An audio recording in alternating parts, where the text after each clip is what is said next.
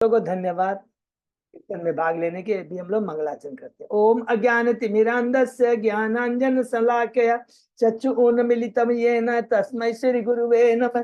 श्री चैतन्य मनोभीष्टं स्थापितं येन भूतले स्वयं रूप कदा मह्यं ददाति स्वपदान्तिकम्। वन्देऽहं श्री गुरु श्री युगपत् कमलं श्री गुरु वैष्णवांच च श्री रूपं साग्रजातं सहगण रघुनाथं वितं तं सजीवं स्वाधेतम सावधूतम परिजम सहितम कृष्ण चैतन्य देवम श्री राधा कृष्ण पादान सहगण ललिता श्री विशाखा वितांत च। नम ओम विष्णु पादाय कृष्ण प्रेष्ठाय भूतले श्रीमते भक्ति वेदांत स्वामिन इति नामने। नमस्ते सारस्वती देवे गौरवाणी प्रचारिणे निर्विशेषा शून्यवादी पाश्चात देश तारिणे। वांछा कल्पतरुभ्य से कृपा सिंधु पतितानां पावनेभ्यो वैष्णवेभ्यो नमो नमः।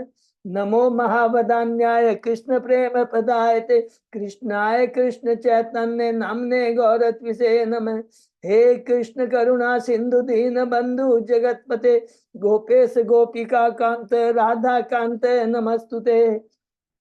तप्त कांचन गौरांगी राधे बिंदाबनेश्वरी दिशभानुसुते देवी प्रणमामि हरिप्रिये।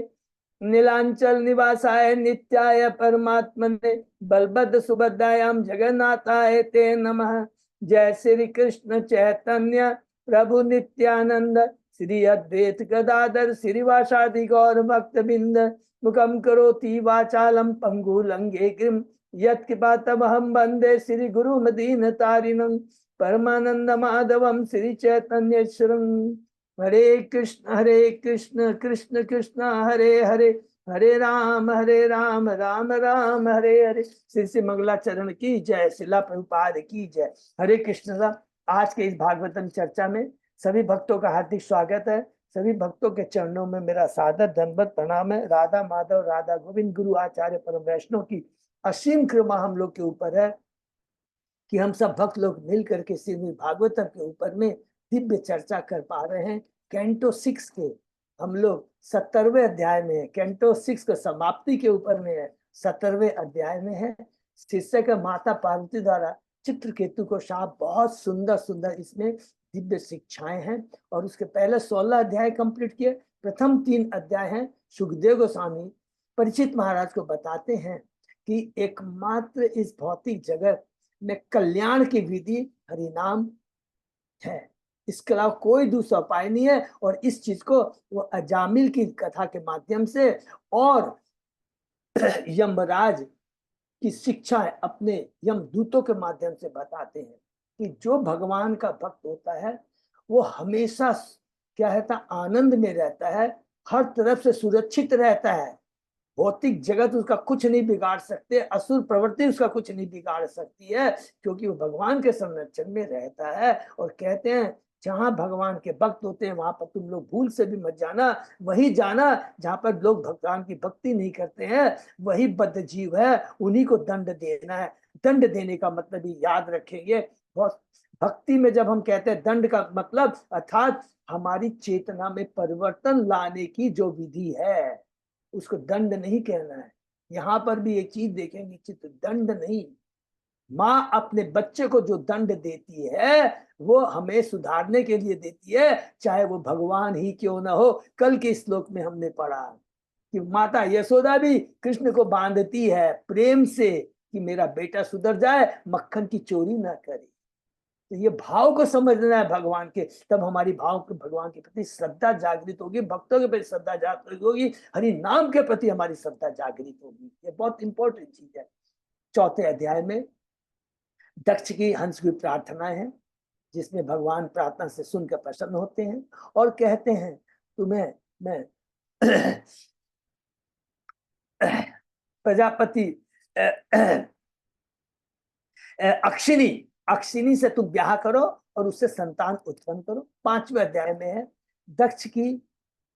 दक्ष का नारद मुनि को शाप, कि इसमें हमने देखा जब नारद मुनि, ये भी भगवान का आदेश है, कृपावश दक्ष के 11,000 पुत्र, पहले 10,000 फिर उसके बाद में 1,000 पुत्र को भगवान की भक्ति से जोड़ देते हैं। तो वो क्योंकि अज्ञानता में, भौतिकता में क्रुद्ध हो जाकर के नारद जी को शाप देता है, लेकिन वो शाप क्या होता है, भक्त के लिए हमेशा वरदान होता है, और नारद जी उस वरदान को विलिंगली एक्सेप्ट करते हैं, और उलट कर कोई भी उसे अपनी तरफ से अभिशाप नहीं देते। हरि 6वें अध्याय में है दक्ष की कन्याओं का बारे में डिटेल में पढ़ा हमने कि दक्ष ने इस बार तीसरी बार ब्रह्मा जी के कहने पर 60 कन्याएं उत्पन्न की, जिसमें से सारों को उन्होंने ऋषि मुनियों को दिया, विशेष करके कश्यप मुनि को 17 कन्याएं दी, जिसमें से एक का नाम है अदिति। अदिति के 12 पुत्र हैं, और उन 12 पुत्रों का वर्णन अभी नेक्स्ट अध्याय में अर्थात 18वें अध्याय में हमको पढ़ने को मिलेगा, बहुत इंपॉर्टेंट है। तो उनमें से एक है त्वष्टा, है बहुत सारे हैं, हम लोग पढ़ेंगे। त्वष्टा है, धाता है, अलग अलग करके सबके बारे में पढ़ेंगे। वरुण है, धाता है, त्वष्ट है। तो त्वष्टा किससे ब्याह करता है? दैत्य की पुत्री रचना से। उसके 2 पुत्र में से एक पुत्र का नाम विश्वरूप होता है, जो आगे चल कर देवताओं का गुरु बनता है। ये 6वां अध्याय हुआ। 7वां अध्याय में है इंद्र को दंड। इंद्र द्वारा गुरु बृहस्पति का जो अपमान करता है, उसका उसे क्या दंड मिलता है। इंद्र ऐश्वर्य के मद में होकर के बृहस्पति के चरणों में अपराध करता है, सारा ऐश्वर्य उसका चला जाता है। असुर उस पर आक्रमण कर करके उसका स्वर्ग का पद, इंद्र का पद छीन लेते हैं। दुखी होकर के वो ब्रह्मा जी के पास जाता है। ब्रह्मा जी उसको विश्वरूप के पास भेज देते हैं कि जाओ उसको अपना गुरु बनाओ। देवता जाते हैं, उसको विश्वरूप को अपना गुरु बनाते हैं। विश्वरूप उन्हें अपना उनका गुरु बनने के लिए तैयार हो जाता है, और उसने नारायण कवच नामक सुरतर स्रोत की रचना करता है, जिससे वह इंद्र को उसका पद प्राप्त करने में मदद प्रदान करता है। 8वां अध्याय में है नारायण कवच के बारे में, जो हमने डिस्कस कर लिया। 7वें अध्याय के अंत में कि किस प्रकार नारायण कवच के माध्यम से इंद्र को पुनः अपना स्वर्ग का पद प्राप्त हुआ। 9वें अध्याय से शुरू होता है वृत्तासुर का आविर्भाव। कैसे आविर्भाव शुरू होता है? जब इंद्र इतनी भौतिकता में है, अपने ही गुरु विश्वरूप को मार देता है। क्यों? विश्वरूप यज्ञ की आहुति में असुरों के नाम की भी आहुति दे रहा था। देखिए कितना जेलस, कितनी ईर्ष्या होती है, और अपने असुर को बचाने के लिए कितना भय रहता है। पहले बृहस्पति के चरणों में अपराध किया, अभी विश्वरूप के चरणों में अपराध किया, और उसका पाप का भाग पागी बना, और बाद में पाप को 4 जनों में बांट देता है, पृथ्वी, जल, वृक्ष और स्त्रियों के अंदर में।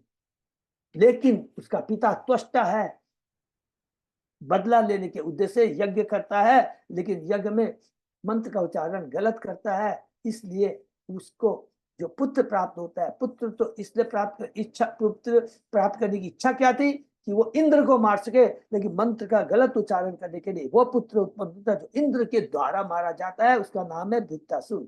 जैसे वित्ताभूत अग्नि से प्रकट होता है, देवताओं पर आक्रमण कर देता है, देवता घबरा जाते हैं। इस बार वो ब्रह्मा जी के पास जाके किसके पास जाते हैं? इस बार वो जाते हैं भगवान विष्णु के पास, क्षीर सागर में। याद रखेंगे जो हम लोगों ने पढ़ा था, क्षीर सागर में जाते हैं, भगवान तो प्रार्थना करते हैं, भगवान प्रसन्न हो जाते हैं। कहते हैं, पहले तो भगवान व्यंग कसते हैं।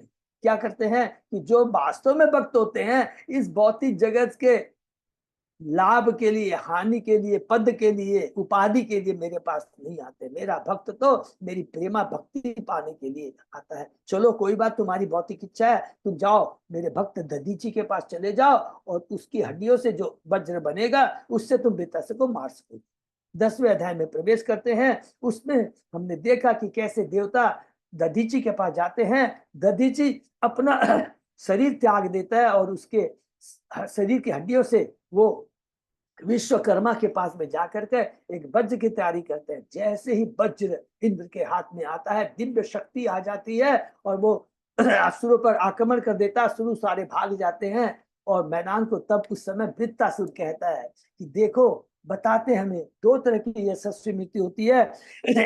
एक वो जो भगवान के हरि नाम का जप करते हुए इस भौतिक जगत को त्यागता है, और दूसरा जो युद्ध के मैदान में क्षत्रिय पीठ न दिखाकर युद्ध भूमि में लड़ते लड़ते मर जाता है, स्वर्ग को प्राप्त होता है। 11वें अध्याय में वृत्तासुर के दिव्य गुणों के बारे में पढ़ा कि इसमें हमने देखा कि वृत्तासुर क्या कहता है, दो चीज वो कहता है। पहले तो वो फटकारता है अपने ही सैनिकों को कि तुम लोग इतने निर्भय हो, क्षत्रिय धर्म का जो पालन नहीं करो, निसंदेह तुम लोग अपनी माताओं के शरीर के मलमूत्र के समान आए। दूसरा कहता है, इंद्र को कहता है कि तुम्हें युद्ध के नियम के बारे में नहीं मालूम है। जो आत्मसमर्पण करता है, भागता है तो पीछे से वार करना, ये कायरता है, निर्लज्जता है। उसके बाद में वृत्तासुर आक्रमण करता है, इंद्र घबराता है, वज्र को नहीं छोड़ता है। देखिए कितना यहाँ पर कितनी दिव्य ज्ञान है। भगवान ने दिया, लेकिन भगवान के वज्र पर विश्वास न करके अपनी गदा पर विश्वास गदा चलाता है, लेकिन वृत्तासुर पर उसको कोई असर नहीं होता है। बाई हाथ से पकड़ता है और उसी गदा से इरावत को इंद्र सहित जमीन पर गिरा देता है। लज्जित हो जाता है इंद्र, पुनः उसे ललकारता है, वृत्तासुर उठाओ, लेकिन उठा नहीं पाता है। बोलता है वृत्तासुर, अरे तुमको अपनी गदा पर विश्वास है, लेकिन ये तो निष्फल हो गया। लेकिन तेरे हाथ में जो वज्र है ये कभी निष्फल नहीं होगा, क्योंकि इसमें भगवान की शक्ति जुड़ी है, और दूसरा ये भगवान के परम भक्त की हड्डियों से बना हुआ। हरि बोल।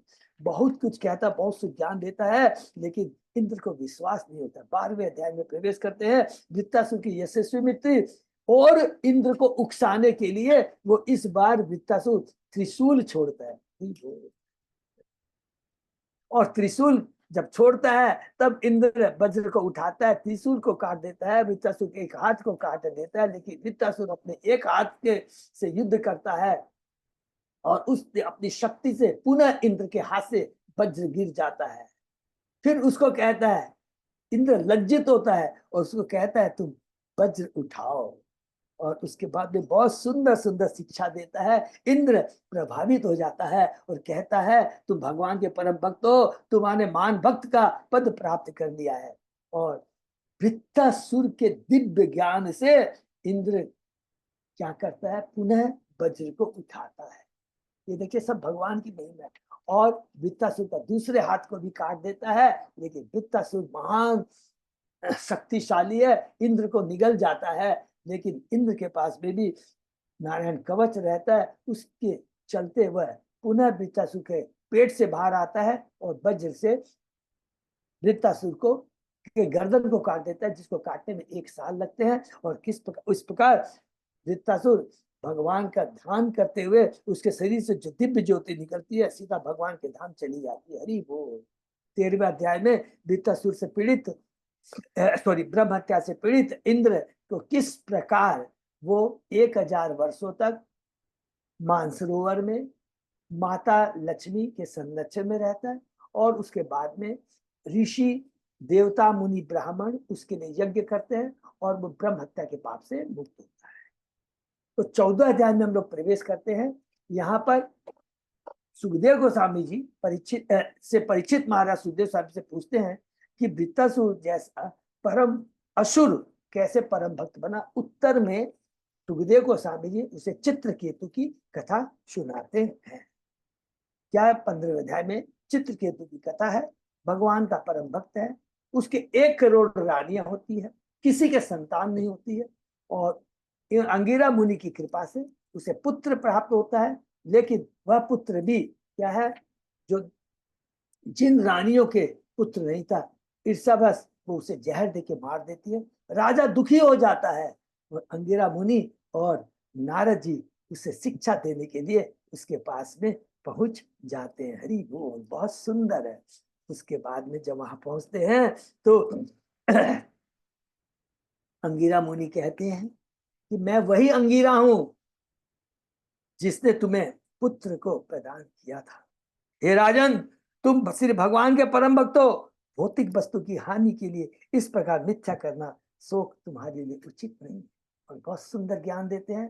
राजा की आध्यात्मिक चेतना जागृत होती है और बहुत सुंदर कहता है कि आप परम गुरु हो और सचमुच आपने मेरी अविद्या के अंधकार, अविद्या रूपी अंधकार को दूर करने के लिए आए हैं। कृपा कर करके मुझे आप आत्म साक्षात्कार प्रदान करें, मेरे तो दिव्य ज्ञान की ज्योति प्रदान करें। उसके बाद में नारद मुनि कहते हैं, मैं तुम्हें अत्यंत शुभ मंत्र दूंगा, जिसको तुम जिसका पालन करने से, जप करने से 7 दिनों के अंदर में साक्षात भगवान शंकर का दर्शन कर सकोगे। ये हुआ 15 अध्याय। 16वें अध्याय में हमने पढ़ा, बहुत ही इंपॉर्टेंट, बार बार रिपीट करता हूं, राजा चित्रकेतु की परमेश्वर से भेंट। सर्वप्रथम नारद जी उस बच्चे को जीवित करते हैं और बच्चा बहुत दिव्य ज्ञान देता है। कहता है जीवात्मा भगवान का अंश है, वो भी समान गुण वाला है, इस जीवात्मा के न कोई प्रिय है न अप्रिय है, इस तरह वो बोलता है। और जो तुम कहते हो कि ये हमारे माता पिता है, वास्तव में न कोई मेरी माता है और न कोई पिता है। यहाँ बोलने का मतलब यह है, कोई भी मेरा इस भौतिक जगत में शाश्वत माता पिता नहीं है, शाश्वत संबंध नहीं है, शाश्वत मित्र नहीं है, शाश्वत धन नहीं है, शाश्वत उपाधि नहीं है, एकमात्र कृष्ण ही शाश्वत माता पिता है। यह कह करके बच्चा चला जाता है। उसके बाद में नारद जी उन्हें शंकर्षण मंत्र देते हैं। शंकर मंत्र का वो 7 दिनों तक बिना कुछ जल ग्रहण किए पाठ करता है, भगवान की स्तुति करता है। भगवान प्रसन्न हो जाते हैं और भगवान उसको दर्शन देते हैं। और बहुत सुंदर है, भगवान कहते हैं कि हे राजन, परम साधु नारद तथा अंगिरा द्वारा मेरे संबंध में दिए गए उपदेशों का पालन करने के कारण दिव्य ज्ञान से भली भांति तुम अवगत हो चुके हो। तुम्हें ये दिव्य ज्ञान क्यों आया? मेरे थ्रू नहीं, क्योंकि तुमने नारद अंगिरा जैसे दिव्य साधु स्वरूप सिद्ध व्यक्तियों का तुमने आश्रय लिया है, शरण लिया है। उसका फल है कि तुम्हें दिव्य ज्ञान प्राप्त हुआ है। जो व्यक्ति अपने को अत्यंत अनुभवी मानते हैं और सोचते हैं कि मैं सब कुछ कर लूंगा, चाहे वो सपने में हो, चाहे वो जागृत अवस्था में हो, चाहे प्रगाढ़ निद्रा में हो, उन्हें अपनी इच्छा के अनुसार फल नहीं मिलते हैं। अतः जो जीवन के परम उद्देश्य को प्राप्त करना चाहता है, उन्हें चाहिए कि वे परम पुरुष तथा जीवात्मा का भली भांति निरीक्षण करे कि कृष्ण परम पुरुष है, परमात्मा है और हम उनके अंश हैं। जीवन स्वरूप हो कृष्ण नित्यदास। इस प्रकार से दिव्य ज्ञान दे करके भगवान शंकर वहां से अंतर्धान हो जाते हैं। हम लोग 17वें अध्याय में प्रवेश करते हैं। जो करें, माता पार्वती द्वारा चित्रकेतु को साथ भगवान अंतर्धान हो जाते हैं।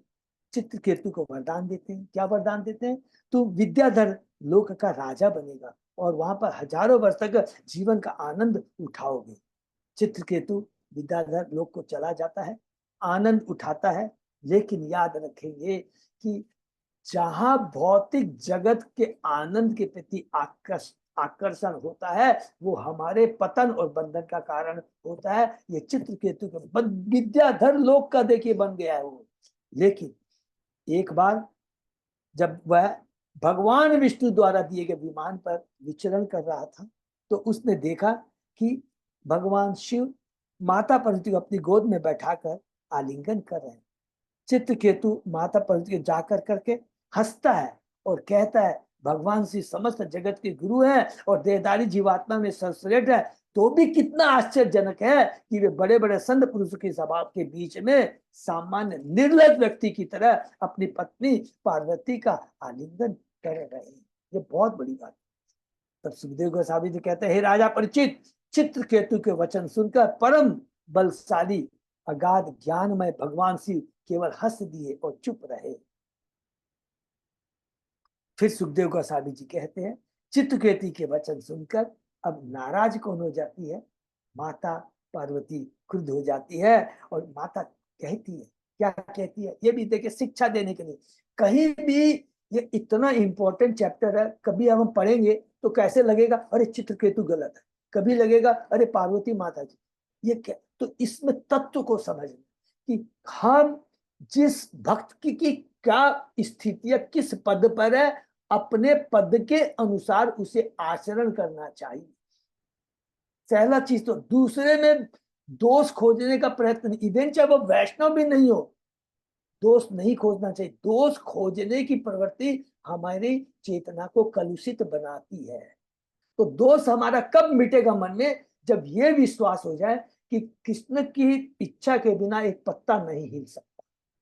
जो भी सुख दुख आते हैं, माता भौतिक जगत माया के द्वारा हम बद्ध जीवों के माध्यम से अल्टीमेटली ये भगवान से आता है।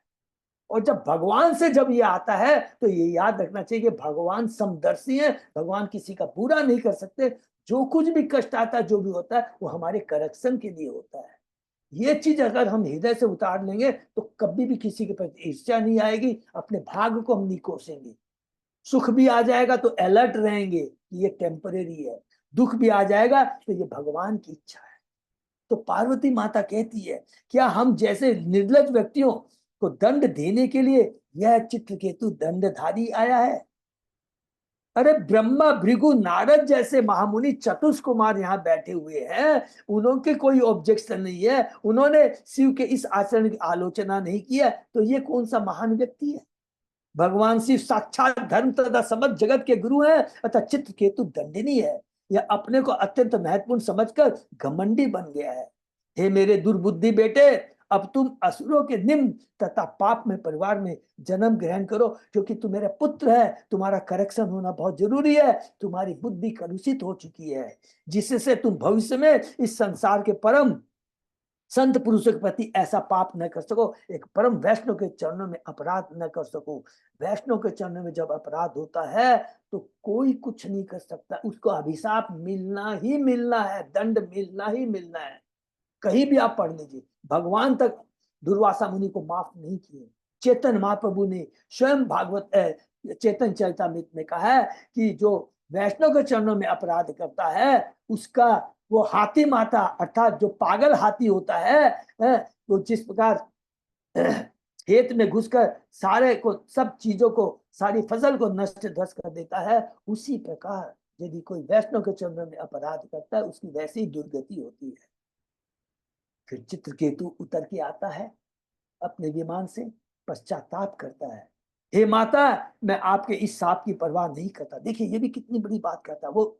अब उसकी चेतना कितनी हाई होगी, नहीं माता मुझे माफ कर दो, नहीं, वो कहता है, क्या बात कहता है, माता मुझे डर नहीं है तुम्हारे साप का। क्यों डर नहीं है? कि मुझे पूरा विश्वास है ये भगवान की अरेंजमेंट है, ये भगवान की इच्छा से हुआ है, इसलिए मैं आपकी साप की परवाह नहीं करता। क्योंकि मनुष्य के अपने पूर्व कर्मों के अनुसार ही देवताओं के माध्यम से, प्रकृति के माध्यम से, माया देवी के माध्यम से सुख दुख प्रदान किए जाते हैं, लेकिन अल्टीमेटली करने वाला कृष्ण है। भक्त किसी के द्वारा दिए गए दंड को ईश्वर का अनुग्रह कहकर स्वीकार करता है। यदि मनुष्य इस प्रकार की विचारधारा से रहे तो देखेगा कि उसे जो भी असफलताएं जीवन मिलती है वे गत दुष्कर्मों के फल स्वरूप है, अतः किसी को दोष नहीं देता है।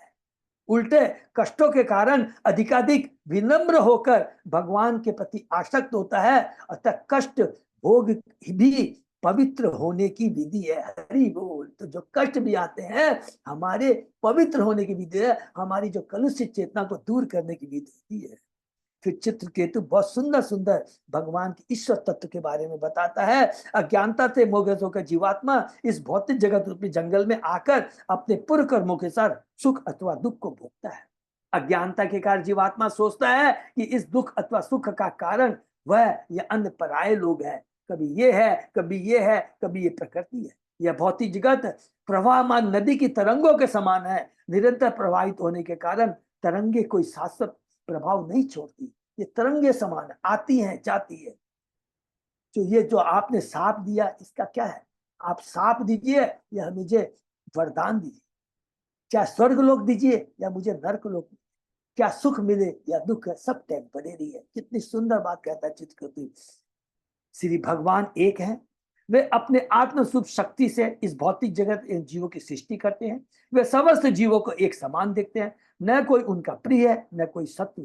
इस भौतिक जगत को चलाने के लिए, इसके जीवों के लिए उसके पूर्व कर्मों के अनुसार सुख दुख, लाभ हानि, बंधन मोक्ष, जन्म मृत्यु की सृष्टि करते हैं, देते हैं। ये इतनी सुंदर बात चित्रकेतु कहता है।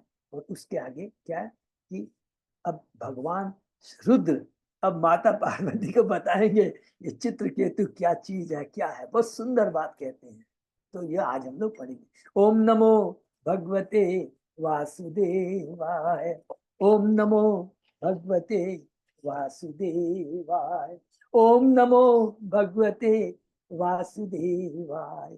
नारायण नमस्कृत्य नरं चैव नरोत्तमं देवी सरस्वती व्यासं ततो जयम् उदीरे।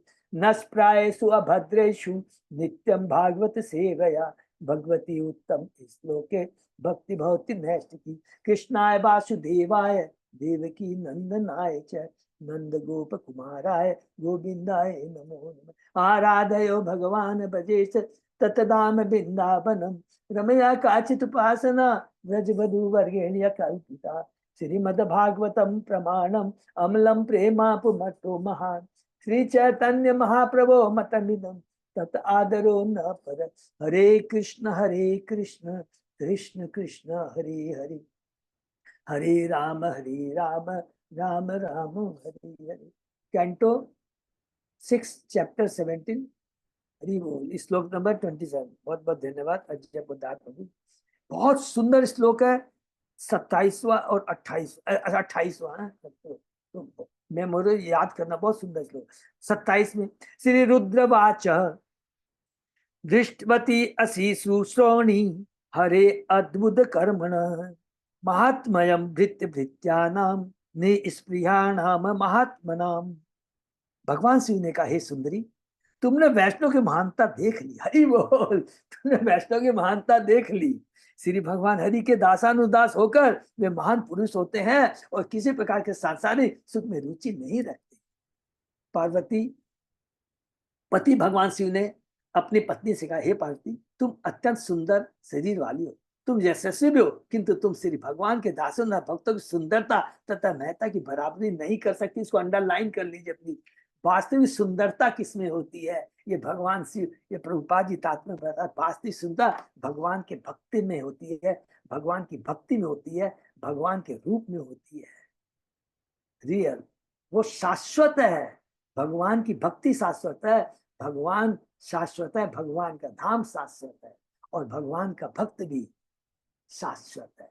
वो भौतिक शरीर लेता हुआ दिखाई देता है, लेकिन उसका भौतिक शरीर नहीं होता है। ये बहुत इंपॉर्टेंट है। तुम श्री भगवान के दासों और भक्तों की सुंदरता तथा महिमा की बराबरी नहीं कर सकती। हरि बोल। निसंदेह जब वे अपनी पत्नी के साथ ऐसा प्रयास कर रहे थे तो मुस्कुरा रहे थे, क्योंकि भक्त का रीत कोई दूसरा ऐसा नहीं कह सकता था। हरि बोल।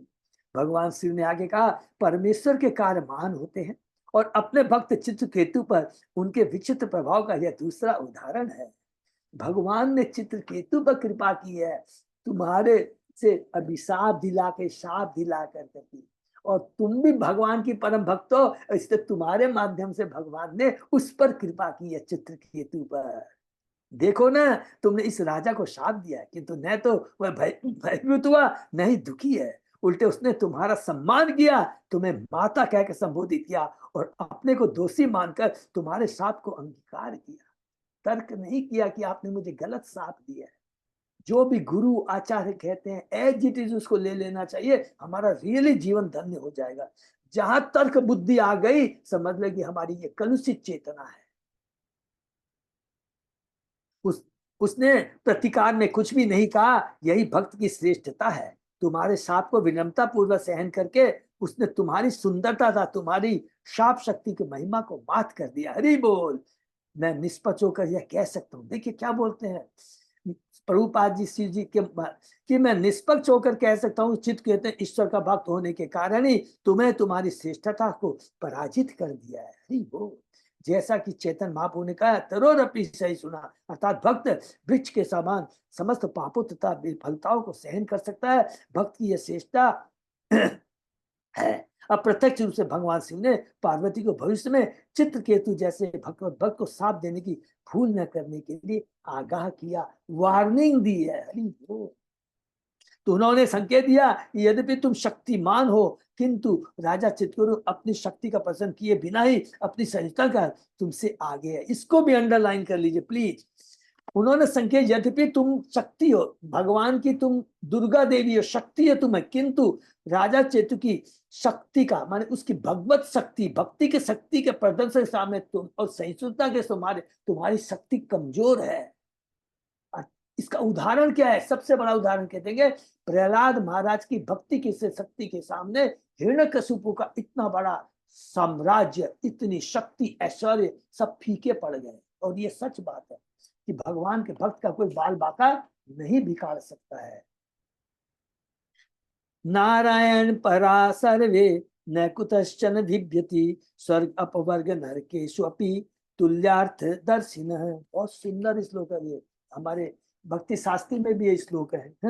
इस श्लोक को मेमोराइज करना बहुत जरूरी है। सदैव भगवान श्री भगवान नारायण की सेवा में रत रहने वाले भक्त जीवन की किसी भी अवस्था से भयभीत नहीं होते। उनके लिए स्वर्ग, मुक्ति तथा नरक एक समान है, क्योंकि ऐसे भक्त ईश्वर की सेवा में ही रुचि रखते हैं। यह स्वाभाविक है कि पार्वती ने पूछा कि भक्त इतने महान कैसे बनते। अतः इस श्लोक में बताया गया कि भक्त लोग नारायण पर होते हैं, नारायण पूरे नारायण पर आश्रित होते हैं, नारायण परा होते हैं। वे जीवन की विफलताओं की परवाह नहीं करते, क्योंकि नारायण की सेवा करते हुए उन्होंने सभी प्रकार के कष्टों को झेलने की शिक्षा पाई। हरि बोल। उन्हें इसकी परवाह नहीं रहती कि वे स्वर्ग में है या नरक में, वे केवल ईश्वर की सेवा करते रहते हैं। ये उनकी श्रेष्ठता। अनुकूल्येन कृष्ण अनुशीलनम अन्य अभिलाषिता शून्य ज्ञान करनादि अनादितम। वे स्वेच्छा से ईश्वर की सेवा में प्रवृत्त होते हैं, अतः वे श्रेष्ठ है। भगवान शिव ने भृत्य भृत्या नाम शब्द का व्यवहार करके यह संकेत दिया है कि यद्यपि चित्रकेतु ने सहिष्णुता तथा श्रेष्ठता का यह आदर्श उपस्थित किया है, किंतु जितने भी भक्तों ने भगवान की संज्ञा कर रखी है वे सभी यशु महिमामय। उन्हें उसकी तनिक भी इच्छा नहीं कि वे स्वर्ग में रहकर सुखी बने और मुक्त होकर परम तेजो में ब्रह्म से एकाकार हो। ऐसे लाभ उनको नहीं भाते। वे तो भगवान की प्रत्यक्ष सेवा करना चाहते हैं। हरि बोल। तो ये भगवान के परम भक्तों की गुणता के बारे में बता रहे हैं। तो इसमें पूरा पूरा ये इस श्लोक, ये बहुत इंपॉर्टेंट श्लोक है कि भगवान का भक्त कितना महान होता है। देहि नाम दे संयोगात द्वंद्वानीश्वर लीलया सुखम दुखम वृत्ति जन्म शापो अनुग्रह एवच। परमेश्वर की बहिरंग शक्ति के कार्यों के कारण जीवात्मा भौतिक देह के संपर्क में बद्ध है। सुख तथा दुख, जन्म तथा मृत्यु, शाप तथा अनुग्रह के द्वैत भाव संसार के संपर्क में सहज गौण फल है। हम भगवत गीता में पाते हैं माया अध्यक्ष प्रकृति सूयते से चराचरम। यह संसार ईश्वर की भौतिक शक्ति देवी दुर्गा के निर्देश से कार्य करती है, जबकि देवी दुर्गा श्री भगवान के निर्देश से कार्य करती है। इसकी पूर्ति ब्रह्म संहिता में भी हुआ है। सृष्टि इतने प्रलय साधन शक्ति रेखा छायव यश भू नानी विभर्ति दुर्गा।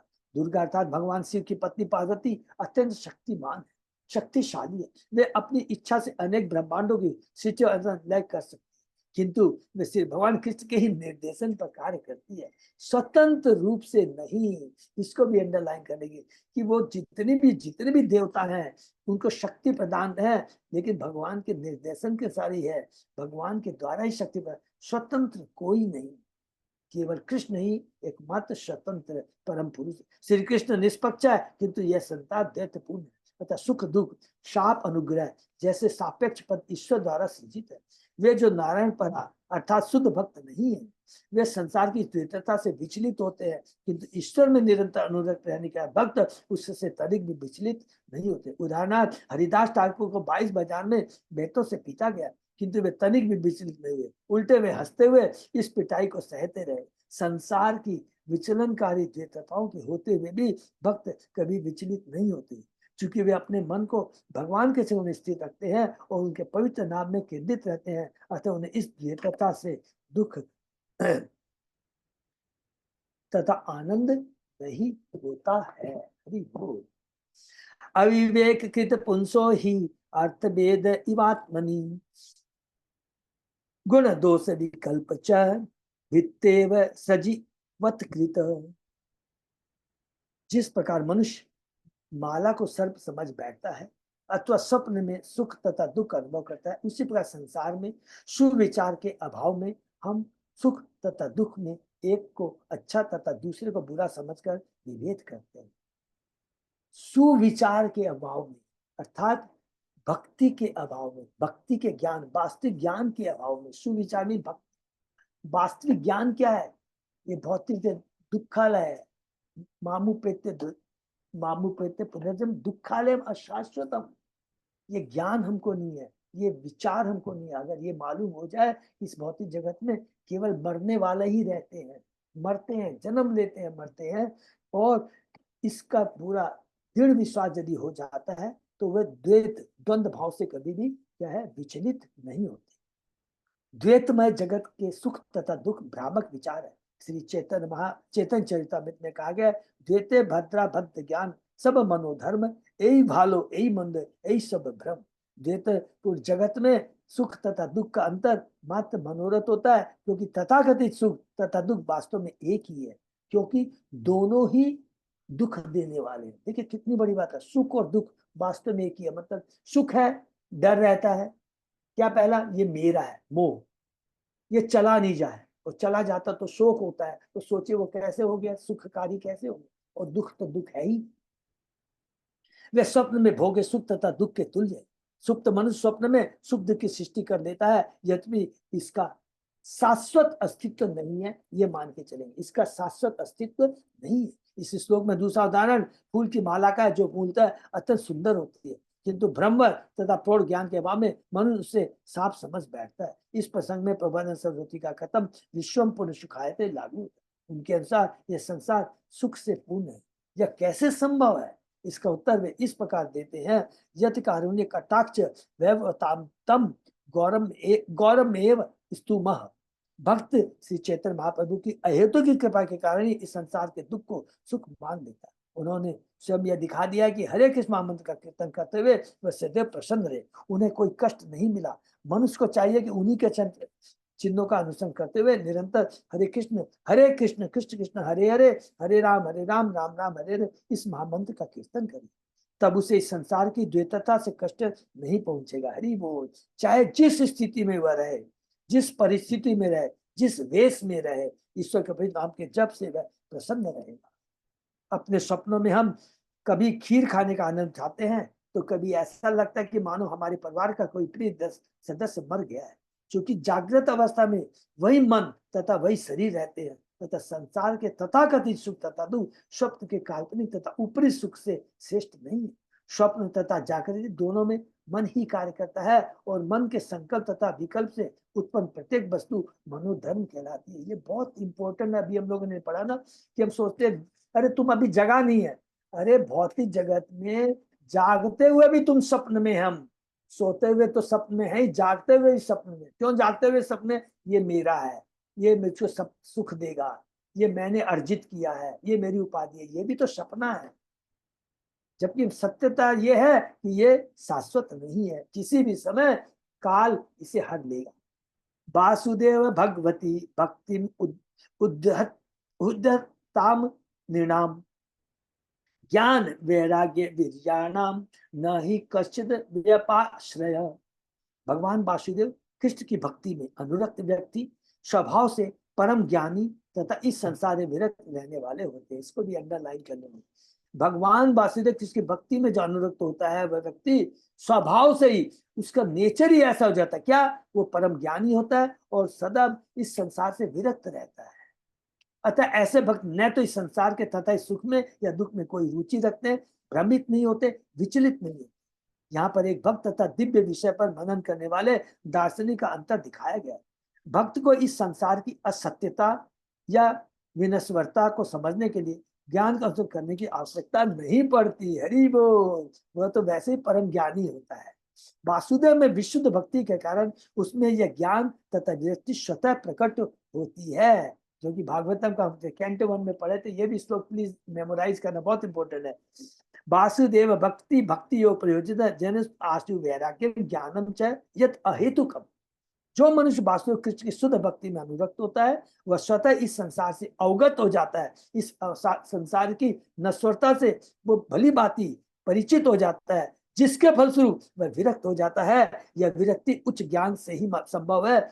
उच्च ज्ञान, साधारण ज्ञान नहीं, उच्च ज्ञान से ही संभव है। चेतनशील ज्ञान के अनुसरण से यह समझने का प्रयास करता है, माने दार्शनिक की आलोचना कर रहा है। और जो दार्शनिक होता है वो क्या होता है, अपने दार्शनिक चिंतन के माध्यम से, ज्ञान के माध्यम से प्रयास करता है कि यह संसार मिथ्या है, किंतु भक्त में बिना प्रयास के यह ज्ञान स्वतः प्रकट होता है। हरि बोल। दार्शनिक कितनी चिंतन करता है, कितनी स्टडी करता है, ये लेकिन फिर भी वो क्या है, सक्सेस नहीं होता। अल्टीमेटली वो कहाँ जा पाता अंत तक? भौतिक जगत से छुटकारा पा लेता है, ब्रह्म ज्योति तक जाता है। लेकिन भगवान का भक्त को कोई मेहनत नहीं करता, केवल हरे कृष्ण महामंत्र का जप कर कर करके स्वतः उसे सदा ज्ञान आ जाता है। सर्वस्व चाहो हृदय से मत इसलिए तते अनुप्रा सुमिच्छमा सॉरी तेषाम सत्ययुक्तानाम भस्ताम प्रीति ददामी बुद्धि।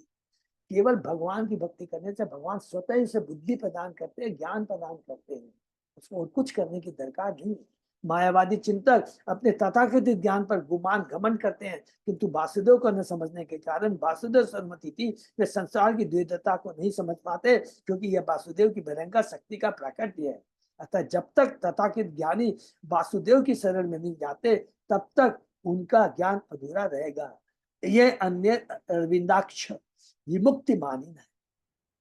वे वासुदेव के चरण कमलों की शरण में गए बिना सांसारिक कलुष से मुक्त होना चाहते हैं, अतः उनका ज्ञान अशुद्ध है। वे जब सचमुच शुद्ध हो जाते हैं तो वासुदेव की शरण ग्रहण करते हैं। अतः ज्ञानी की अपेक्षा भक्त के लिए परम सत्य को समझ पाना सुगम है, इजी है। शिव ने इस कथन की पुष्टि अगले श्लोक में की है। ना हम विरिंचो न कुमार नारदो न ब्रह्म पुत्र मुने सुरेशरा सुरेशा विदाम यस्य इति हम अशंका न तत्व स्वरूपम पृथ्वी समानिन। न तो मैं भगवान शिव, न ब्रह्मा और न अश्विनी कुमार, न ही नारद या ब्रह्मा के अन्य साधु पुत्र और न देवता ही परमेश्वर की लीलाओं को तथा उसके स्वरूप को जान सकते हैं। इसको भी अंडरलाइन करेंगे प्लीज, बहुत इंपॉर्टेंट ये स्वयं भगवान शिव कहते हैं कि मेरा जैसा भगवान का परम भक्त न नारद, कोई भी नहीं जान सकता भगवान का। भगवान के अंश होते भी हम अपने को स्वतंत्र पृथक शासक मान बैठते हैं, जिसे हम अपने स्वरूप को नहीं समझ सकते। ब्रह्म संहिता में कहा गया, अद्वैत अचितम अनादि अनंत रूपम आद्यम पुराणम पुरुषम नव्योमनम च वेदेषु दुर्लभम अदुर्लभम आत्म भक्तो गोविंदम आदि पुरुषम तमहम भजामि। मैं उन श्री भगवान गोविंद की उपासना करता हूँ जो आदि पुरुष है, परम अनादि अनंत रूपों में विस्तार करते हुए भी वही आदि पुराण तथा नवयोग से निपुण पुरुष। ऐसे नित्य आनंदमय तथा सर्वज्ञ ईश्वर को वेद ज्ञानी भी नहीं जान पाते, वे तो शुद्ध भक्त के ही समझ सदैव प्रकट होते हैं। हरि बोल। बहुत सुंदर श्लोक है ब्रह्म संहिता का।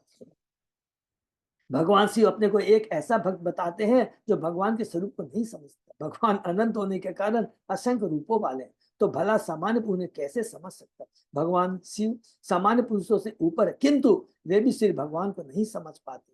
भगवान शिव न तो सामान्य व्यक्ति की श्रेणी में आते हैं, न भगवान विष्णु की श्रेणी, वे इन दोनों के मध्य में है। पढ़े ना कि कृष्ण भगवान शिव न तो दूध है और न उसके बीच है, मान दूध दही नहीं है और दही दूध नहीं है। इसी चीज को इसी ब्रह्म संहिता में इसी एग्जाम्पल से समझाया है ब्रह्मा जी ने। समय मिलेगा तो हम लोग पढ़ेंगे, बहुत सुंदर है। न अस्यास्ति प्रिय कश्चित न प्रिय स्व परो अपि वा आत्मत्वात् भूतानाम सर्वभूत प्रियो हरि। भगवान को न तो कोई प्रिय है और न कोई अप्रिय, उनके न तो कोई स्वजन है और न ही पराया। वे समस्त जीवात्माओं की आत्मा है। इस प्रकार वे समस्त जीवों के शुभ मित्र तथा उन सबों के अत्यंत प्रिय है। इसको भगवान श्री कह पार्वती माता को बता रहे हैं, पार्वती माता के माध्यम से हमें बता रहे हैं, ये याद रखना। श्री भगवान का दूसरा स्वरूप समस्त जीवात्माओं का परम आत्मा है। जिस प्रकार स्व अत्यंत प्रिय होता है, उसी स्व का परम स्व और भी अधिक सबसे समान, सबके समान। भगवान तथा जीवात्माओं के बीच शत्रुता या मित्रता का भाव माया के हस्तक्षेप के कारण, इसको भी अंडरलाइन। हम जो सोचते हैं भगवान जी होते बीच जो शत्रुता, हम सोचते हैं भगवान तुमने ये बुरा कर दिया, ये कर दिया है, ये माया बीच में डिस्टर्ब करती है। माया हमारी बुद्धि को भ्रमित कर करके हमारे में ये भगवान के प्रति ये भाव आता है कि भगवान भी पक्षपात करते हैं। कभी नहीं सोचना है। भौतिक प्रकृति के 3 प्रकार के गुण ये हस्तक्षेप करते हैं। हरि बोल। तो ये भौतिक जगत क्यों है, ये इसके मेन कारण है, जिसके कारण भिन्न भिन्न संबंध उत्पन्न होते हैं। वास्तव में शुद्ध जीवात्मा ईश्वर को अत्यंत प्रिय है और उसे भी ईश्वर प्रिय होता है। पक्षपात शत्रुता का प्रश्न नहीं उठाता। जीवात्मा तो सच्चिदानंद है, भगवान भी सच्चिदानंद है, भगवान का अंश है। और क्या वास्तविक रूप में जीवात्मा क्या वसुदेव अवस्था में शुद्ध समस्त 3 गुणों से ऊपर होता है। केवल ये माया बीच में 3 गुणों के प्रभाव के चलते जीव क्या होता है, बद्ध जीव हो जाता है, जीव बद्ध जीव हो जाता है और वो गलत सोचना शुरू कर देता है। तस्य चाहम महाभाग चित्त केतु प्रियो अनुगः सर्वत्र सम्मधिक शांतो ही अहम जो एव अच्युत प्रिय तस्मात् विस्मय कार्य पुरुषेषु महात्मसु महापुरुष भक्तेषु शांतेषु समदर्शिषु। यह परम भगवान यह परम भाग्यवान चित्रकेतु ईश्वर का प्रिय भक्त है, यह समदर्शी है और आसक्ति तथा घृणा से मुक्त है। इसी प्रकार मैं भी भगवान नारायण का परम प्रिय हूँ। खुद बोल रहे हैं शंकर बाबा। अतः नारायण के भक्तों की गतिविधियों को देखकर चकित नहीं होना चाहिए, क्योंकि वे आसक्ति तत्व से मुक्त होते हैं। और बोलते हैं इनडायरेक्टली कि जब चित्रकेतु कह रहा था, मुझे हंसी आ रही थी, मैं तो हंस रहा था, मेरे कोई फर्क नहीं पड़ा, क्योंकि मैं नारायण परा हूँ, नारायण को समर्पित हूँ। और तुमने चित्रकेतु को जो शाप दिया तो चित्रकेतु के भी कोई प्रभाव नहीं पड़ा। दोनों के देखे गुण। अतः नारायण के भक्तों की गलती को देखकर चकित नहीं होना चाहिए, क्योंकि वे आसक्ति तत्व से मुक्त रहते हैं, वे सदैव शांत रहते हैं और समदर्शी होते हैं। यह कहा गया कि वैष्णव क्रिया मुद्दा विज्ञ ना भूजाए। परम मुक्त वैष्णव की गतिविधियों को देखकर किसी को हास्य नहीं करना चाहिए। किसी को भगवान की गतिविधियों के ही समान भक्तों की गतिविधियों को देखकर अन्यथा नहीं सोचना चाहिए। तुमने ईश्वर तथा उनके भक्त दोनों ही मुक्त हैं, वे समान भाव भूमि पर अंतर केवल इतना ही है कि ईश्वर स्वामी है और भक्तजन दास। जीव स्वरूप और कृष्ण निकला, गुणात्मक रूप से वे एक ही हैं। भगवद में भगवान कहता है, समोहन सर्वभूतेषु न में देशु अस्ति न प्रिय ये भजंती तू माम भक्तिया मई तेषु चाप अयम। मैं न तो किसी से द्वेष करता हूं न पक्षपात, जीव मात्र में मेरा संभाव है कि परंतु जो प्राणी भक्ति भाव से मेरी सेवा करते हैं वे मेरे प्रिय मुझ में ही स्थित है और मैं भी उनका प्रेमी हूँ, उनमें हूँ। इस कथन से स्पष्ट है कि भगवान को उनके भक्त अत्यंत प्रिय है। वास्तव में भगवान शिव ने पार्वती से यह कहा, चित्रकेतु तथा मैं दोनों ही भगवान को परम प्रिय, अर्थात हम दास रूप में समान स्तर पर, हम एक दूसरे के सखा हैं और कभी कभी परिहास भी कर लेते हैं। जब चित्रकेतु मेरे व्यवहार पर हंसा तो वास्तव में मित्र होने के नाते उसने ऐसा किया, अतः उसे साथ देने की कोई आवश्यकता न थी। अरे वो इस पर भगवान शिव ने अपनी पत्नी पार्वती को यह विश्वास दिलाने का प्रयत्न किया कि चित्रकेतु को साथ देकर उन्होंने अच्छा नहीं किया। वैष्णव के चरण में अपराध। उच्च स्तर पर भी स्त्री तथा पुरुष में भेद है, यहाँ तक कि भगवान शिव तथा पार्वती में। इसलिए भगवान शिव तो चित्रकेतु को ठीक से जान पाए किंतु पार्वती नहीं जान पाई। यह स्पष्ट शब्द में कहा जा सकता है कि स्त्री की समझ पुरुष से निम्न कोटि की होती है। अब पाश्चात्य देशों में स्त्री पुरुष को समान मानने के लिए आंदोलन किया जा रहा है, किंतु इस श्लोक से पता चलता है स्त्री पुरुष की अपेक्षा कम बुद्धिमान होती है। यह स्पष्ट है कि चित्रकेतु अपने मित्र भगवान शिव की आलोचना इसलिए करना चाहते थे क्योंकि वे अपनी पत्नी को गोद में बैठाए हुए। भगवान शिव चित्रकेतु की आलोचना करना चाहते थे क्योंकि ऊपर से वह भक्त थे और भीतर भीतर विद्याधर लोग स्त्रियों के साथ सुख भोग कर रहे थे। ये तो मित्रों के पारस्परिक हास प्रयास थे, इसमें चित्रकेतु को पार्वती द्वारा साथ दी जाने का कोई कारण नहीं था। भगवान शिव के वचनों को सुनकर पार्वती अवश्य लज्जित हुई होगी कि उन्होंने चित्रकेतु को असुर बनने का साफ क्यों दिया। हरि बोल। पहले माता पार्वती चित्रकेतु की स्थिति नहीं समझ पाई थी, अतः उन्होंने साथ दे दिया। भगवान शिव के बच्चों को समझने के बाद वे लज्जित हुए। उनकी जो कलुषित चेतना थी, मतलब ऐसे बोलने का मतलब है कि बताना चाहते हैं भगवान इस लीला के माध्यम से, जब हमारी चेतना कलुषित होती है ना, हमेशा अरे ये ऐसा हुआ होगा, अच्छा ये ऐसा हुआ होगा, हम अपने मन से आलोचना करना, कंक्लूजन निकालना शुरू कर देते हैं। श्री शुकवाच इति श्रुत्वा भगवतः शिवस्योमा अभिभाषितम् बभूव शांतधि राजन देवी विगत विस्मया। श्री सुखदेव गोस्वामी ने कहा, हे राजन, अपने पति से यह भाषण सुनकर देवी उमा भगवान की पत्नी को राजा चित्रकेतु व्यवहार पर जो विस्मय उत्पन्न हुआ था वह जाता रहा और उनकी बुद्धि स्थिर हो गई। हरि बोल। श्री विश्वनाथ ठाकुर ने के अनुसार शांत धी शब्द का अर्थ है स्वीय पूर्व स्वभाव स्मृतिया है। जब पार्वती ने चित्रकेतु को शाप देते हुए अपने पूर्व आचरण का स्मरण किया तो वे परम लज्जित हुई और अपने मुख को साड़ी से ढक लिया। हरि बोल। उन्होंने स्वीकार किया कि चित्रकेतु को शाप देकर उन्होंने त्रुटि की है। तो देखिए, हमें सुनना चाहिए, किससे सुनना चाहिए? परम भक्त से सुनना चाहिए। क्योंकि मैंने अपने इतने जीवन में देखा था कि कोई गलती किया तो एक जन से जाके पूछता है, ये बहुत सीनियर डिवोटी के संग हुआ था, तो उसको उन डिवोटी को भड़काता, प्रभु आपने जो किया ना बहुत अच्छा किया, उसको शिक्षा देनी थी। एक जन जाके उनको दूसरा बोलता, नहीं प्रभु आपने, आप तो इतने महान है, आप तो शिक्षा गुरु हैं, आपको ऐसा नहीं करना चाहिए। तो तुरंत उनकी चेतना में परिवर्तन। हाँ सही बात। तो सही व्यक्ति से हमें शिक्षा लेनी चाहिए। ये भी एक बहुत बड़ी जरूरत है, हमेशा याद रखना चाहिए। इति भागवतो देव्या प्रतिशोप्तम अलंतम मूर्धनाश जगृहे शापमो तावत साधु लक्षणम। परम भक्त चित्तकेतु इतना शक्तिमान था, यदि चाहता तो उलट कर बदले में माथा पर तो शाप दे देता, क्योंकि उसने भगवान शंकरसन के दर्शन किए थे, उनसे ज्ञान प्राप्त किया था, उसको ही भगवान ने विमान दिया था, भगवान ने उसे विद्याधर लोक का राजा बनाया। किंतु ऐसा न करके पत्नी, उनकी पत्नी का अपना सिर झुकाया। इसे वैष्णव का आदर्श आचरण समझना चाहिए। भगवान श्री द्वारा सूचित की जाने माता पार्वती जान सकी कि चित्रकेतु को साथ देकर उन्होंने त्रुटि की है। चित्रकेतु का चरित्र इतना महान था कि पार्वती द्वारा स्थापित होने पर भी वह अपने विमान से उतरा और शाप को अंगीकार करके स्वीकार करके माता के समक्ष अपना सिर टेका। इसका उल्लेख पहले से किया जा चुका। नारायण परा सर्वे न कुतश्च न विद्यति। चित्रकेतु ने खेल खेल में माता के शाप को इसलिए स्वीकार कर लिया जिससे वे प्रसन्न हो जाए। यही साधु का लक्षण है। श्री चैतन्य बाबू ने कहा, तिनादपि सुनिचेन तरो रूपी सही सुन। भक्त को अत्यंत विनम्र होना चाहिए और बड़ों का सम्मान करना चाहिए। श्री भगवान द्वारा रक्षित होने से भक्त परम शक्तिमान होता है। ये भी अंडरलाइन, भगवान द्वारा सुरक्षित होने से भक्त परम शक्तिमान होता है, किंतु वह अपनी शक्ति का पिता प्रदर्शन नहीं करता। हरि बोल। ये देखिए कितना महान होता है, लेकिन अपनी शक्ति का प्रदर्शन नहीं करता है। किंतु यदि अल्प ज्ञानी पुरुष को थोड़ी भी शक्ति प्राप्त हो जाती है तो उसका उपयोग इंद्र तृप्ति के लिए करना चाहता है। भक्त का आचरण ऐसा नहीं होता। बहुत इंपॉर्टेंट श्लोक है। हमको थोड़ा सा भी भौतिक सुख आनंद मिल जाता, कोई पद मिल जाता तो हम गर्वित हो जाते हैं।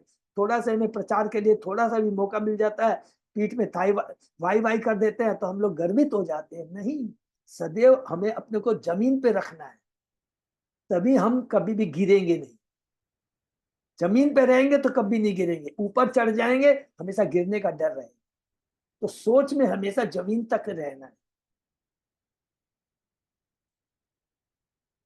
जज्ञे त्वष्टु दक्षिणाग्नो दावनिम योनिमाश्रित ऋतिति अभिख्यात ज्ञान विज्ञान संयुत। माता दुर्गा भवानी भगवान शिव की पत्नी से स्थापित होकर उसी चित्रकेतु ने आसु योनि में जन्म लिया। वह त्वष्टा द्वारा दिए गए यज्ञ के असुर के रूप में प्रकट हुआ। वही चीज जो वह अध्याय 9 में हमने पढ़ा है कि वृत्तासुर का कैसे प्राकट्य हुआ। यद्यपि वह ज्ञान और विज्ञान से परिपूर्ण था और इस पर वृत्तासुर के नाम से प्रसिद्ध हुआ। योनि का सामान्य अर्थ जाति अर्थात परिवार समूह किस्म समझा जाता है। यद्यपि वृत्तासुर सूर्य के परिवार में उत्पन्न हुआ, किंतु उसका आध्यात्मिक ज्ञान रहा। ज्ञान विज्ञान संयुक्त उसका दिव्य ज्ञान तथा जीवन में उस ज्ञान का व्यवहार उसे भूले नहीं। अतः यदि किसी कारण भक्त भ्रष्ट होता है तो वह नष्ट नहीं होता। याद रखिएगा, बहुत सुंदर है। यत्र अभद्रम अभूत अमुष्य किम को वार्त आप तो अभजताम स्वधर्मता है। एक बार भक्ति में सिद्ध हो जाने पर किसी भी दशा में उसकी आध्यात्मिक निधि का क्षय नहीं होता। इसको अंडरलाइन कर देंगे, भक्ति कभी विनष्ट नहीं होती है। वह जितना भी भरत महाराज के क्षेत्र में हमने देखा था कि ठीक है उसको हरिण का शरीर मिला लेकिन उसकी भक्ति विनष्ट नहीं, उसे ज्ञान बना रहा है। वह जितना भी आत्मज्ञान अर्जित करता है वह बना रहता है। भगवद गीता में इसकी पुष्टि है, यदि कोई योगी भ्रष्ट होता है तो वह संपन्न परिवार में या ब्राह्मण परिवार में जन्म ग्रहण करता है। गीता के 6वें अध्याय में है, हम लोगों ने पढ़ा ना 42 43 44 श्लोक। और वहां पर फिर से अपनी भक्ति से कार्यकला आरंभ कर देता है। वृत्तासुर भले ही असुर कहलाता रहा हो, किंतु उसकी भी कृष्ण भावनामृत या भक्ति विनष्ट नहीं हुई थी। हरि बोल। एतत् ते सर्वम् आख्यातम् यत् माम त्वम परिपृक्षसि वृत्यासुर जाते च कारणम भगवत मते। हे राजा परीक्षित, तुमने मुझसे पूछा था कि परम भक्त वृत्तासुर ने असुर वंश में किस पर जन्म लिया, अतः मैंने तुम्हें उसके विषय में सब कुछ बता दिया है। इतिहासम इमं पुण्यम चित्रकेतु महात्मन महात्मय विष्णु भक्ता नाम श्रुत्वा बंधात विमुच्यते। चित्रकेतु महान भक्त था, महात्मा था। यदि कोई मनुष्य किसी शुद्ध भक्त के श्री किसी शुद्ध भक्त से चित्रकेतु के इस इतिहास को सुनता हो तो सोता भी संसार में अपने बद्ध जीवन से मुक्त हो जाता है। तो ये बहुत इंपॉर्टेंट लाइन है, श्लोक को अंडरलाइन कर लेंगे। यदि कोई मनुष्य किसी शुद्ध भक्त से चित्रकेतु के इतिहास को सुनता है, अगर कोई अभक्त के मुख से सुनेगा तो नहीं चलेगा, उल्टा असर हो जाएगा। पुराणों में वर्णित ऐतिहासिक घटना तथा भागवत पुराण का यह चित्रकेतु का इतिहास भक्तों तथा अन्य लोगों द्वारा गलत समझ लिया जाता है। इससे सुखदेव गोस्वामी का आदेश है कि चित्रकेतु का इतिहास किसी भक्त के मुख से ही सुना जाए। भक्ति संबंधी या भगवान और भक्तों के संबंध में जो कुछ भी हो उसे भक्त से ही सुना जाए, किस व्यावसायिक वाचक से नहीं, प्रोफेशनल से नहीं। श्री चैतन्य बाबू के सचिव का यही कहना था कि इसे भागवत कहते हैं भक्त से ही सीखा जाए। चाह भागवत पढ़ो वैष्णव स्थाने। मनुष्य को चाहिए कि भागवत के कथनों को व्यावसायिक वाचकों से न सुने, अन्यथा उसका लाभ नहीं मिलेगा। श्री सनातन गोस्वामी ने पद पुराण से उदाहरण देते हुए कठोर वर्जना किया कि अभक्तों के मुख से भगवान तथा उनके भक्तों का चरित्र न सुना जाए। अवैष्णव मुखो दीर्ण पुतम हरि कथामृतम श्रवणम नैव कर्तव्यम सर्प उच्छिष्टम यथापय। अवैष्णव के मुख से श्री कृष्ण के संबंध में कुछ भी नहीं सुना जाना चाहिए। जिस प्रकार सर्प के ओठों का स्पर्श करने से दूध विषाक्त हो जाता है, उसी प्रकार अवैष्णव द्वारा कृष्ण के संबंध में दिया गया व्याख्यान विषपूर्ण होता है। हरि बोल। केवल प्रामाणिक भक्ति अपने श्रोताओं को भक्ति के विषय में उपदेश देकर उन्हें प्रभावित कर सकता है। हरि बोल। यह एतत् प्रतः उत्थाय सद्या वाकयत पठेत इतिहासम हरि स्मृत्वा स याति परमाम गति। जो व्यक्ति प्रातः काल उठकर अपने मन तथा वाणी को वश में रखकर तथा सिर्फ भगवान के स्मरण करके चित्रकेतु का इतिहास पढ़ता है, वह बिना कठिनाई के भगवान के धाम को चला जाता है। हरि बोल। तो ये बहुत सुंदर जो भगवान रुद्र शिव की जो दिव्य ज्ञान है, माता हम लोगों को माता पार्वती के माध्यम से। तो क्या हमने आज ये पढ़ा भगवान शिव का कि भगवान के भक्तों की महिमा, भगवान के भक्तों की महिमा अद्भुत होती है। कृष्ण भगवान अद्भुत कर्मणा है और भगवान का भक्त भी अद्भुत होता है, अद्भुत कर्म, क्योंकि उसके बाहरी आचार विचार से उसको समझ नहीं सकते। वो इतना दिव्य ज्ञान से परिपूरित होता है। इसलिए कई बार हम देखते हैं ना, बहुत बड़े बड़े सीनियर डिवोटी आते हैं, बहुत सिंपल दिखाई देते हैं, हमको लगेगा अरे बहुत सिंपल, कुछ जानते होते नहीं। लेकिन जैसे ही वो बोलना शुरू करते हैं तो हमारी सारी जो गलत धारणा है ना, वो सब खत्म हो जाती है। इसलिए ये बहुत भगवान का भक्त बहुत महान होता है। इसलिए उसके बाहरी आचरण को देख कर पे उसके बारे में हमें कोई धारणा स्थापित नहीं करनी चाहिए। ये सबसे इंपॉर्टेंट चीज है। दूसरा चीज यह बताते हैं कि जो हम कथा सुनना है, जो कुछ भी हमें करना है, पहला तो ये हुआ। दूसरा, जो भगवान के भक्त के भक्ति की शक्ति बताते हैं, वो किसी भी दशा में विचलित नहीं होता है।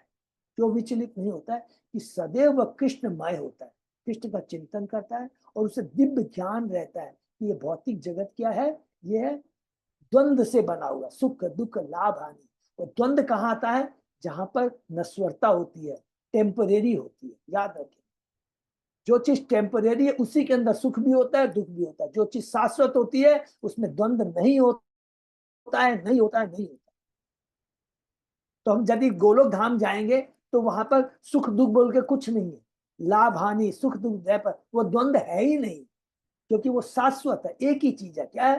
भगवान, भगवान का धाम, भगवान के भक्त और भगवान की भक्ति, इसके अलावा वहां कुछ नहीं। ये तीसरा हमने पढ़ा कि केवल शुद्ध भक्त के मुखार बिंद से ही हमें सुनना चाहिए, नहीं तो हम किसी प्रोफेशनल से सुनेंगे तो लाभ तो होगा ही नहीं, हानि हो जाएगी, विष का समान काम करेगा।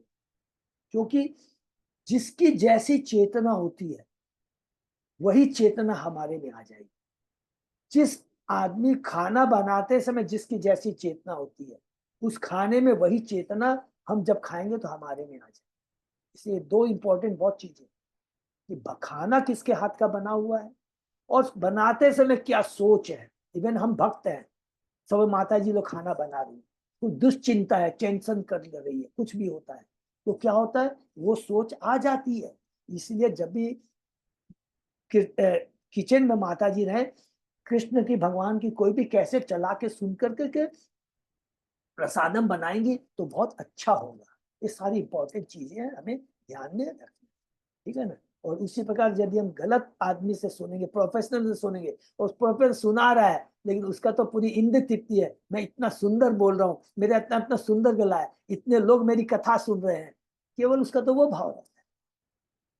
इससे हमें बचना। हरे कृष्णा। यही पर तो आज बहुत अच्छा अध्याय 17 खत्म हुआ। वृत्तासुर के बारे में खत्म हुआ। वृत्तासुर का वर्णन कहाँ से हुआ, 90वें अध्याय से लेकर के 70वें अध्याय तक हमने वृत्तासुर के बारे में पढ़ा। किस किस के माध्यम से, चित्रकेतु के माध्यम से, इंद्र के माध्यम से, सबके माध्यम से, ठीक है। हरे कृष्णा। किसी का कोई प्रश्न? प्रणाम प्रभु। धन्यवाद। प्रणाम माता। अजय पोदार प्रभु। हरे कृष्ण प्रभु जी, दंडवत प्रणाम। धन्यवाद। प्रणाम प्रभु। धन्यवाद। प्रणाम माता जी। हरि बोल। तो अभी रथ यात्रा के केवल 3 दिन रह गए हैं, बृहस्पति, शुक्र, शनि, रवि। सब लोग को तैयार रहना। बार बार याद आ रहा है, जिसकी भी अपने सामर्थ्य के अनुसार जिसका भी जो भी है सेवा करे, तन मन धन से तैयार रहना है। गुरु महाराज यहाँ पर है और गुरु महाराज कह दिए अब मैं रथ यात्रा ही पूरा करके यहाँ से जाऊंगा। वो एकदम एकदम फाइनल हो गया है। और गुरु महाराज इम्प्रूव कर रहे हैं। कल उनका डायलिसिस नहीं हुआ क्योंकि एक दिन छोड़ के एक बार होता है, परसों हुआ था। आज कल रेस्ट, और आज फिर उनकी डायलिसिस होगी, ठीक है। तो मैं आप भक्तों को बताता रहूंगा, ठीक है। और किस दिन दीक्षा होगी ये मोस्ट प्रोबेबली मेरे को कल मालूम पड़ जाएगी, तो मैं भक्तों से शेयर करूँ, ठीक है ना। सब लोग तैयार रहेंगे, ठीक है ना। हरे कृष्णा। हरे कृष्ण। हरे कृष्ण प्रभु जी, सादर प्रणाम। दादा प्रणाम। हरे कृष्ण प्रभु जी, सादर दादा प्रणाम। हरि बोल।